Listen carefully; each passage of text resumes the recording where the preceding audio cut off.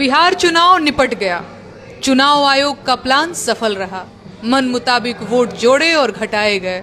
आदेशानुसार प्रत्याशी जिताए और हराए गए। सारा तमाशा हुआ, लेकिन सबसे जरूरी सवाल जस का तस है। बिहार आखिर कब तक भारत का लेबर चौराहा बना रहेगा? कब तक बिहार के लोग दूसरे राज्यों में सिर पर बोरी लादकर घूमते रहेंगे?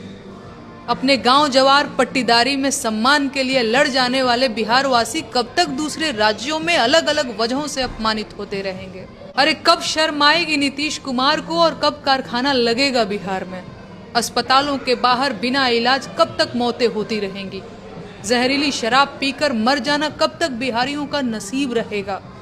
रोजगार मांगने पर लाठी मारने का रिवाज कब बंद होगा? है कोई जवाब? मैं जानती हूँ बिहारवासी भोले हैं, सरकारों की चालाकी नहीं समझते। गरीब इतने हैं कि 10-5 हजार रुपया उनके लिए बड़ी रकम होती है। पर उनकी इस बदहाली का जिम्मेदार कौन है? मैं कैसे मान लूं कि बिहार के लोग खुद बदहाल रहना चाहते हैं? क्या ये सच नहीं है कि बिहार के लोगों को मजदूर बनाए रखने के लिए गहरी साजिश रची गई? क्या मुख्यमंत्री इस साजिश को नहीं समझ पाए, या वो खुद ही साजिश करता है? मैं कैसे मान लूं कि बिहार के लोगों को मजदूर बनाए रखने का सबसे बड़ा ठेका नीतीश कुमार ने नहीं लिया है? लेबर चौराहे के असली लमरदार तो वही हैं। चुनाव में बांटने के लिए हजारों करोड़ है, लेकिन कारखाना लगाने के लिए पैसा नहीं है। काहे मालिक? हजारों करोड़ बांटकर चुनाव लड़ सकते हैं, लेकिन बेरोजगारी दूर करने से डर लगता है? अरे सच ये है कि अगर बिहार में कारखाने खुल जाएंगे तो बिहार के लोगों को रोजगार मिलने लगेगा। उनका पलायन रुकेगा तो दूसरे राज्यों के कारखानों को सस्ते मजदूर नहीं मिलेंगे।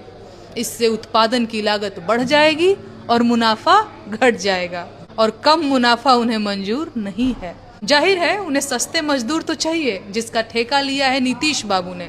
खुद सोचिए, उन्होंने पूरे बिहार में शराबबंदी क्यों की? ऐसा तो नहीं है कि बिहार में शराब मिलनी बंद हो गई या शराबबंदी के बड़े बड़े अभियान चला दिए गए।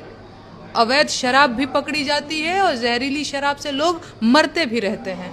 तो फिर काहे का शराबबंदी? ये तो जनता को मूर्ख बनाना हुआ। लेकिन सरकार कोई कदम हवा में नहीं उठाती। बिहार की शराबबंदी से किसी को तो फायदा हुआ है? सोचिए सोचिए। सच ये है कि बिहार की शराबबंदी ने पलायन को बढ़ावा दिया है, जिससे दूसरे राज्यों के कारखानों को लेबर की सप्लाई बढ़ी है, उनका मुनाफा बढ़ा है और बिहार वासियों का शोषण बढ़ा है। अरे जब कारखाने में मजदूरी ही करनी थी तो ये काम तो बिहार में भी हो सकता था ना। और घूम फिर कर फिर वही बात कि कारखाने ही नहीं है तो काम कैसे मिलेगा?